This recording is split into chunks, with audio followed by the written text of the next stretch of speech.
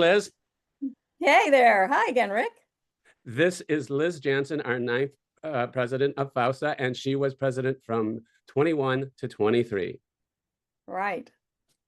So we have some questions for you today. We hope that we don't put you on the spot, and Oh boy. I know that it's not going to. So here we go. What were your three goals when you were president? Were you able to accomplish them, and how were they accomplished?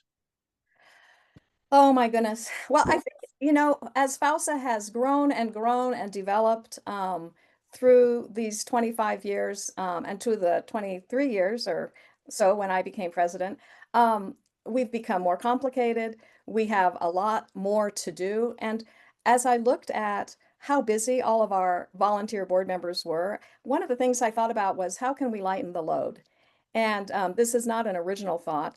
But I thought, the whole idea of increasing participation through teams. So one of the first things I did was talk to Sue Frick, the third VP of philanthropy at now, and talk about how we could lighten her load. And we ended up coming up with some teams. And one of them was a team that would look at the FAUSA annual grant process. And that worked really, really well. She assembled a great team to look at the applications and to vet the applications and to prepare that information, and that's still going strong. Another team that we put together was the getaway team. Before, when I came on to the board, there was one person who was handling most of the getaway preparations, and that was you, Rick. I look and I just can't believe you were doing that all by yourself. So we put together a team to put the getaways together, and I think that has certainly decreased the load on one person. And the other benefit of teams is that gets people together, it connects people, and we get to know each other better. And I think if one person can't do something, then the other person can step in. If one person's on holiday, then another person can step in. So we're sharing not only the work, but the wealth of the activities. And it also gives us some continuity. When somebody leaves a team, then there are other people who know the job. So we don't have to start at the very beginning. And finally, it's a great way to look at who future leaders for FAUSA will be and to invite them to step up in other ways. So I'm very proud that the whole team concept has continued and look forward to seeing how it continues to develop. I'd love to see some of the board positions have assistant board members or assistants to those board positions so that they can learn the ropes and maybe be interested in stepping into that board position when the terms are finished. The other thing that the other goal I had was to increase the online activities, and this is kind of a piggyback onto what you did, and this has continued. And I don't know how many online activities we have, but for a group that reaches from coast to coast and north to South America. In the Americas, we have so many online activities, and again, it's something that brings us all together in our virtual ways that we don't really have much of an opportunity to have when we're except to go to the getaways. So that I'm very pleased about as well. Right. I agree with you. Before we had the Zoom capability, people with the board meetings were by phone call, and then any book groups, things like that, were all local. So it just people now from all over can have that camaraderie. So it was really good to do that, all that stuff. And I think one of the, in person is also really important. And it's something for us to look at how some areas have done a fantastic job building up their in-person groups. And I would love to see more of that. So maybe that's a goal. Yep, I agree wholeheartedly. Thank you. Thank you for all that. What was your first FAUSO event and Falco event that you attended? Well, my first Falco event, which really started the whole thing, was a conference, and I don't even remember where it was. It might have been in Switzerland.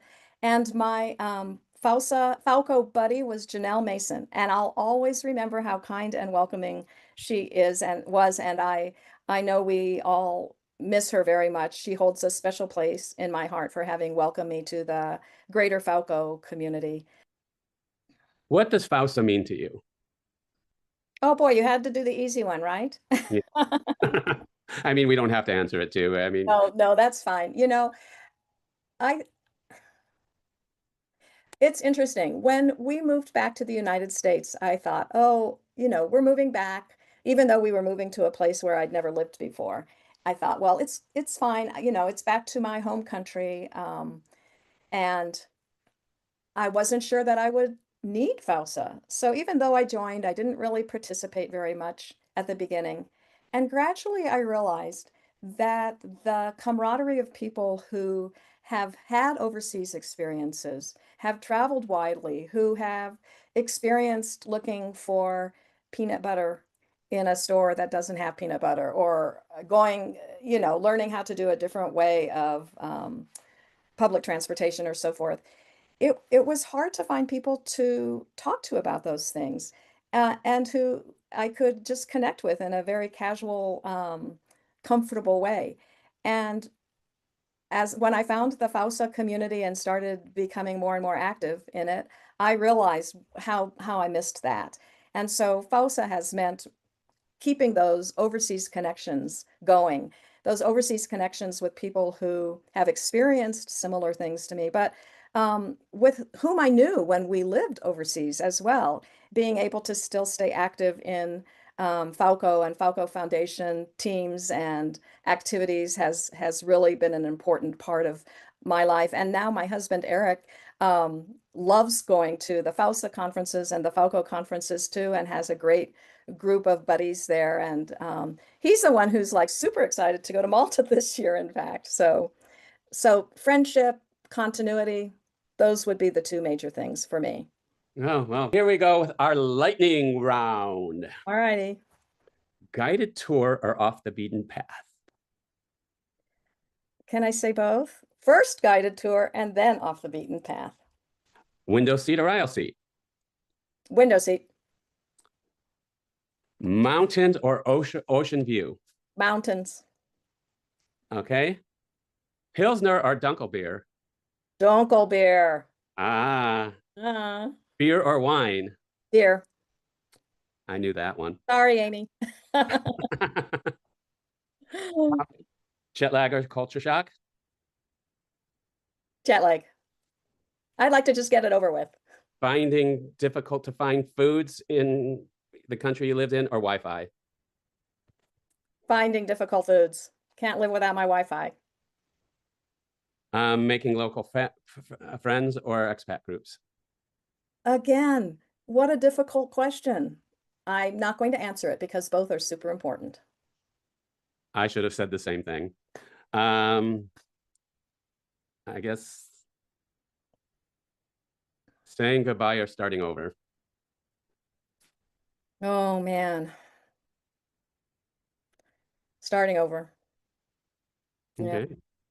Well, I guess that's all for today. Thank you very much for your Yeah. participation in this. And again, thank you for helping me out with all the interviews. Always a pleasure, Rick.